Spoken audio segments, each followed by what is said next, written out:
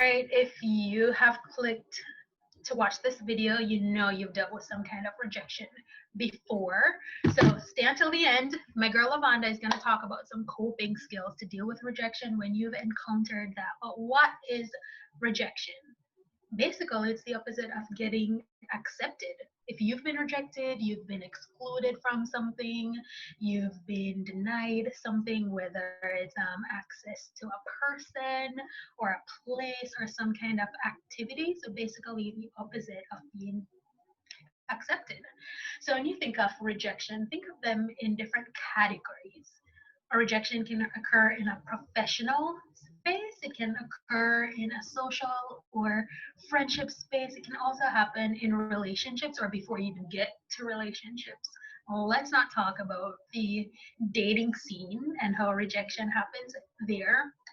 So, Lavonda, what do you think about us sharing some personal experiences and what rejection could look like? Because as therapists, we're people too. For sure. And I think rejection happens like over and over and over again. And sometimes like things just roll off of our shoulders with like no problem, and other things kind of just sit with us the most. But especially because we're going to be talking about dating next week, the rejection that comes up for me the most is like trying to go on a date with somebody. Like I know for myself, and society like puts this idea of men being the ones that have to always ask, and I was like, heck no, I'm gonna try it out. But those times that I maybe tried to go for somebody out of my league, whatever that means, Right.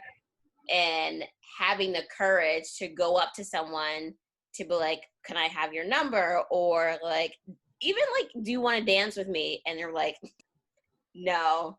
And I just know my heart would like drop in my chest because I took that huge risk to like ask somebody to like, I don't know, and interact with me.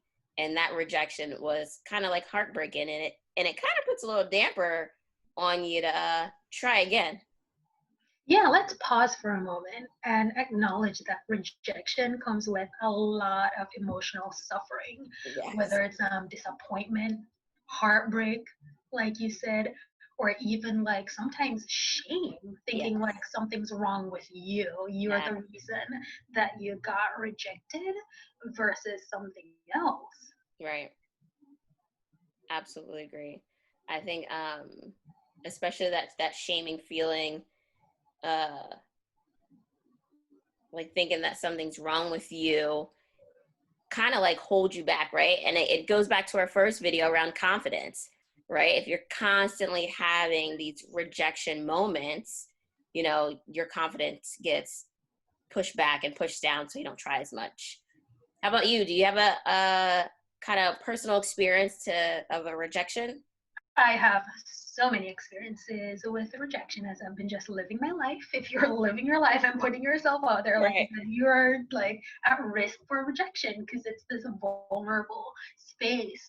So for me, I have had quite too many, I would say, like professional rejections. It's like Mm, you're applying for jobs, whether you're fresh out of high school, out of undergrad, out of grad school. And for me, the biggest ones are usually when employers ghost me. I'm like, mm, I just prepared for this interview, all the anxiety and nerves that comes with that, right. participated in it, and still waiting. Months and years later, still waiting. What happened there? But yeah, that sets you up, as you were saying, like out of your league. It's like sometimes you apply for jobs that you meet every criteria, or Right. you apply for jobs where it's like, I meet some, but not all of them. But I'm gonna like throw my hat in the ring and see what happens.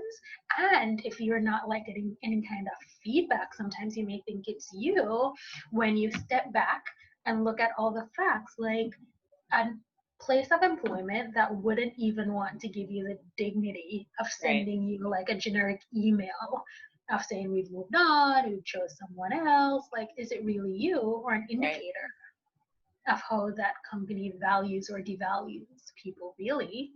Mm. That's Yeah. deep. But that was like, That's felt it. really deep. That's When really those deep. happen, you feel it. have to like reflect on it for a little, like, all right, let me get my confidence restored to Right? keep on applying. It never makes sense, right? Like I used to be in a managerial position, and sometimes you get a resume across your desk and maybe you don't call the resume back, but why would you set up an appointment Right. to interview? Either not show up for the interview or interview the person and then never contact them back. Exactly. Weird. Exactly. Even if it's a like email. Right. Like, I know we're all busy and we don't want to send a bunch of emails, but one sentence. Literally. We went with another candidate. Thank you. Yeah. Or you, even if it's like, you know what, you didn't fit the needs, that would be fine. It's Right. just some kind of closure in terms of what happened. Mm. And if you're watching, don't tell me this hasn't happened to you before. It has. I can't be the only one. Can't be the only one. Cannot.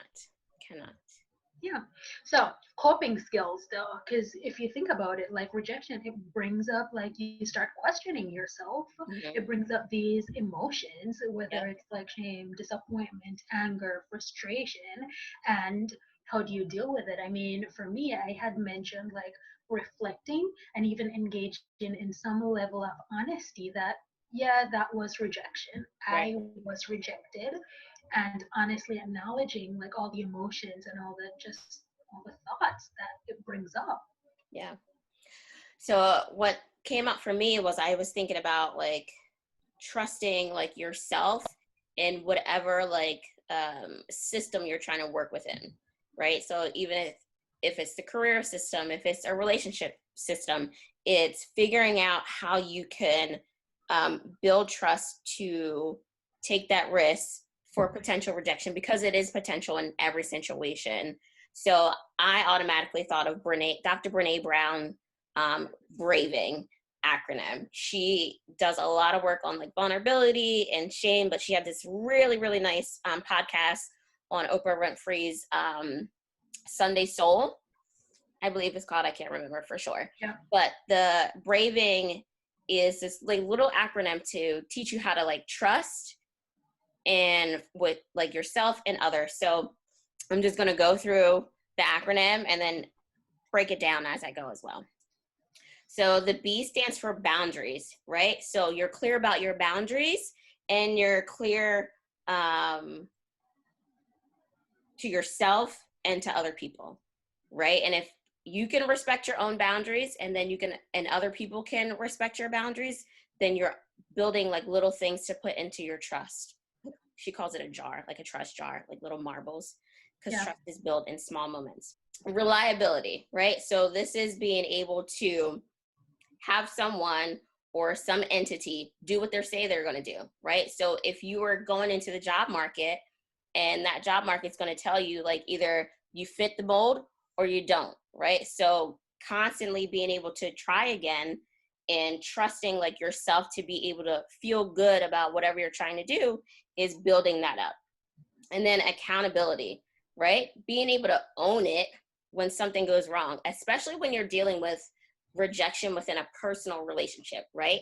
So maybe you've been rejected by like a parent, right? It's a relationship that you just can't like toss out, like an employer or a potential employer, but you've been rejected by that parent or that really close relationship. So is there accountability within that relationship where you can build the trust again, and have it be something that you don't have to fear the rejection over and over again, right? And you're rebuilding that relationship. You were saying like the trust jar and it being developed in small moments, and then reliability and accountability with your peer.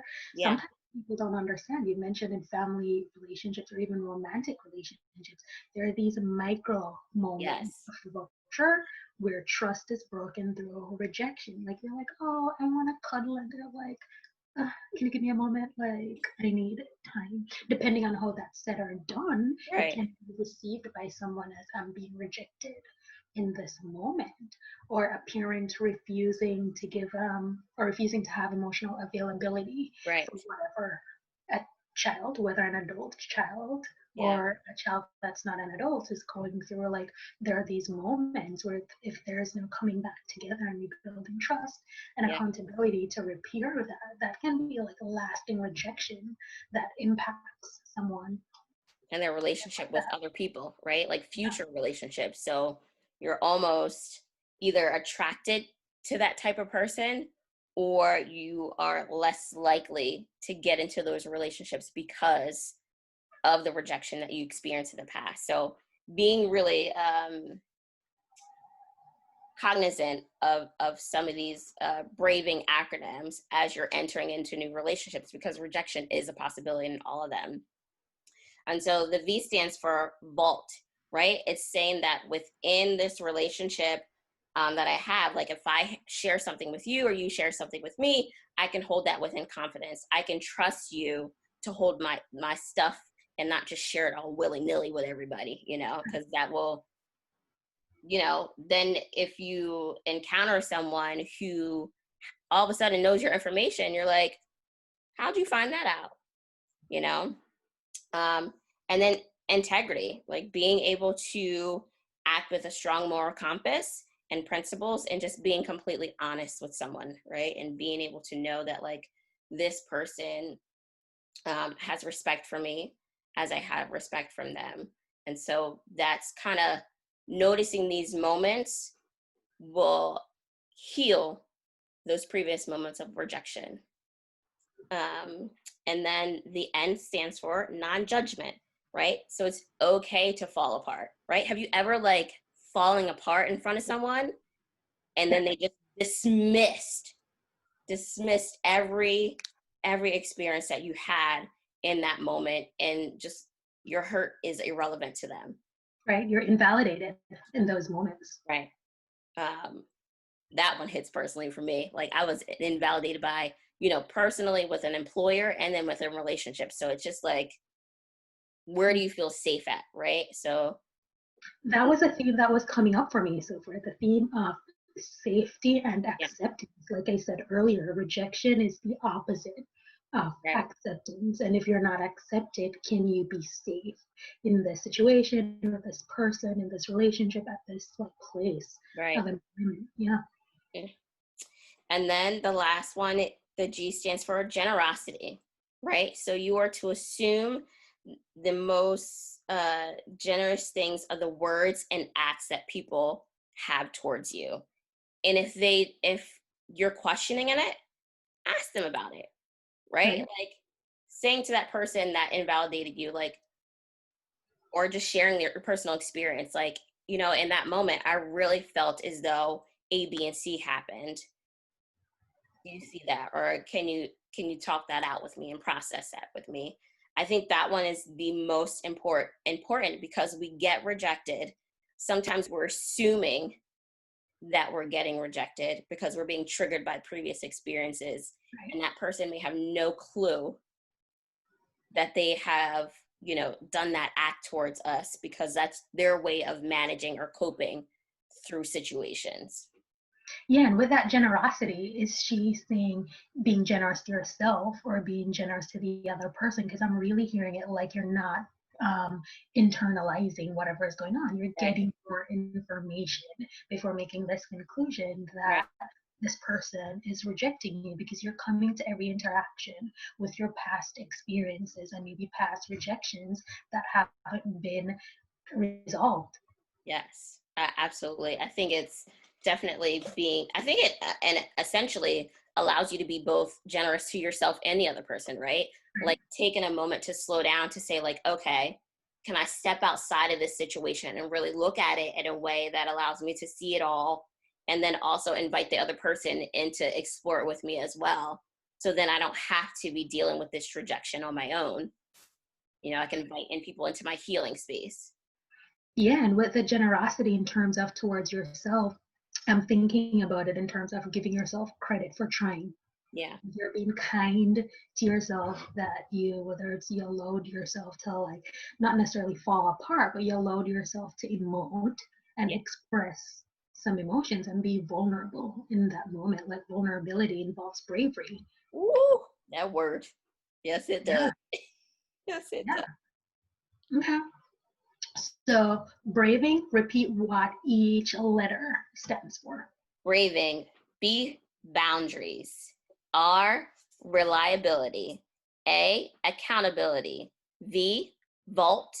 I, integrity. N, non-judgment. And G, generosity.